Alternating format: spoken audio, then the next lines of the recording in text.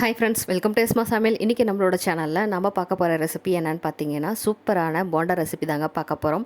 சாப்பிட்றதுக்கு ரொம்ப சூப்பராகவும் ரொம்ப மணமாகவும் இருக்கும். ரொம்பவே குயிக்காக ஈஸியாக வீட்டில் இருக்க பொருட்களை வச்சு டக்குன்னு செஞ்சு முடிச்சிடலாம். இன்றைக்கி நம்ம இந்த போண்டாவை ஒரு ஸ்பெஷல் ஐட்டம் சேர்த்து செஞ்சுருக்கோம். வாங்க எப்படி செய்யலான்னு பார்த்துடலாம். அதுக்கு 1/4 கிலோ கடல மாவை நல்லா சலிச்சிட்டு பாத்திரத்தில் சேர்த்துக்கலாம். இது கூட 4 கட்டு அளவு கொத்தமல்லி தலைகளை பொடியாக நறுக்கிக்கோங்க. 2 பச்சை மிளகாயை ஸ்லைஸ் பண்ணி எடுத்துக்கலாம். கொஞ்சமாக கருவேப்பிலை உங்களுக்கு எந்த அளவுக்கு தேவையோ அந்த அளவுக்கு பொடியாக கட் பண்ணி எடுத்துக்கோங்க. 1 இன்ச் அளவுக்கு இஞ்சை நல்லா துருகி எடுத்து வச்சுருக்கோம். இப்போ நம்ம எடுத்து வச்சுருந்த எல்லா பொருட்களையும் ஒன்றா நம்ம எடுத்து வச்சுருந்த கடல மாவில் சேர்த்துக்கலாங்க. நம்ம எதுக்காக கருவேப்பிலை கொத்தமல்லி தலை அதிகமாக சேர்த்துறோம் அப்படின்னா நல்லா வாசமாக இருக்கும், சாப்பிட்றதுக்கும் ரொம்பவே டேஸ்ட்டாகவும் இருக்கும். இப்போது இது கூட நம்ம ஒரு ஸ்பெஷல் ஐட்டம் சேர்த்தணும்னு சொல்லணும் இல்லைங்களா? அது என்னன்னு பார்த்தீங்கன்னா, நம்ம வீட்டில் இட்லி மாவு ஆட்டி வச்சுருப்போம்ல, இருந்து ஒரு 2 டேபிள் ஸ்பூன் மட்டும் இதில் சேர்த்து பாருங்கள். போண்டா வந்து நமக்கு ரொம்ப சுவையாக இருக்கும். சாப்பிட்றதுக்கு ரொம்பவே விரும்பி சாப்பிடுவாங்க. இப்போ போண்டாவுக்கு தேவையான அளவு சோடாப்பு சேர்த்துருக்கோம். சோடாப்பு சேர்த்தும் போது நமக்கு நல்லா புசுன்னு வரும். தேவையான அளவு உப்பு, 2 மீடியம் சைஸில் பெரிய வெங்காயத்தை நல்லா ஸ்லைஸ் பண்ணிவிட்டு அதையும் இது கூட சேர்த்துக்கலாம். ஃபஸ்ட்டு நம்ம எல்லா பொருட்களும் சேர்த்துட்டு கை விட்டு நல்லா பிசைஞ்சு விட்டுக்கலாங்க. ஏன்னா வெங்காயத்துலேயே கொஞ்சம் தண்ணி விடும்.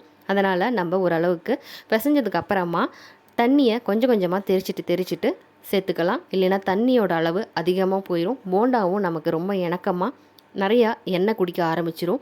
நம்ம இது போல் செய்யும்போது நமக்கு போண்டா வந்து எண்ணெய் இழுக்காமல் ரொம்ப சாஃப்டாகவும் கிறிஸ்பியாகவும் சூப்பராக இருக்கும் சாப்பிட்றதுக்கு. அதனால் நல்லா இது போல் பிசைஞ்சுக்கோங்க. இப்போ போண்டா நம்ம போடுற பக்குவம் பார்த்திங்கன்னா இந்த அளவுக்கு இருக்கணும். இதுதான் சரியான பக்குவம்.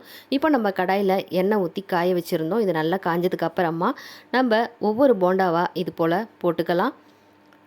நம்ம ஒன்றா சேர்த்துனதுக்கு அப்புறமா நம்ம பொறுமையாக திருப்பி விட்டுக்கலாங்க. இல்லைன்னா ஒன்றோடு ஒன்று ஒட்ட ஆரம்பிச்சிரும். இது மாதிரி நம்ம இந்த பக்குவத்தில் கரெக்டாக போடும்போது நமக்கு அடியில் கொஞ்சம் கூட ஒட்டாமல் போண்டா பார்த்திங்கன்னா தனித்தனியாக உதிரியாக சூப்பராக வரும். பாருங்கள், கடாயில் கொஞ்சம் கூட மாவு ஒட்டவே இல்லை. இந்த மாதிரி கரெக்டான பக்குவத்தில் நீங்களும் செஞ்சு பாருங்கள்.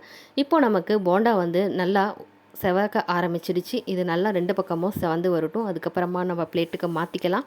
நம்மளோட போண்டா பார்த்திங்கன்னா உள்ளே சாஃப்டாகவும் வெளியே கிறிஸ்பியாகவும் சாப்பிட்றதுக்கு ரொம்ப டேஸ்ட்டாகவும் மணமாகவும் இருக்கும்.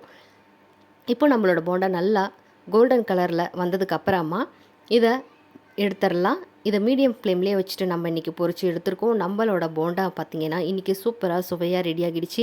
எப்போ எங்கள் வீட்டில் நாங்கள் இந்த போண்டா செஞ்சாலும் டக்குன்னு காலியாகிடும். இந்த ரெசிபி வந்து எங்கள் தங்கச்சியோட ஸ்பெஷல் ரெசிபி. நீங்களும் கண்டிப்பாக இதே மெத்தடில் ட்ரை பண்ணி பாருங்கள். நம்மளோட சேனலில் இருக்க எல்லா வீடியோஸும் பார்த்துட்டு உங்களுக்கு பிடிச்சிருந்தது அப்படின்னா ப்ளீஸ் லைக் பண்ணுங்கள், ஷேர் பண்ணுங்கள், சப்ஸ்கிரைப் பண்ணுங்கள். மறக்காமல் பக்கத்தில் இருக்க பெல் ஐக்கானையும் கிளிக் பண்ணி. தேங்க்ஸ் ஃபார் வாட்சிங் மை வீடியோ.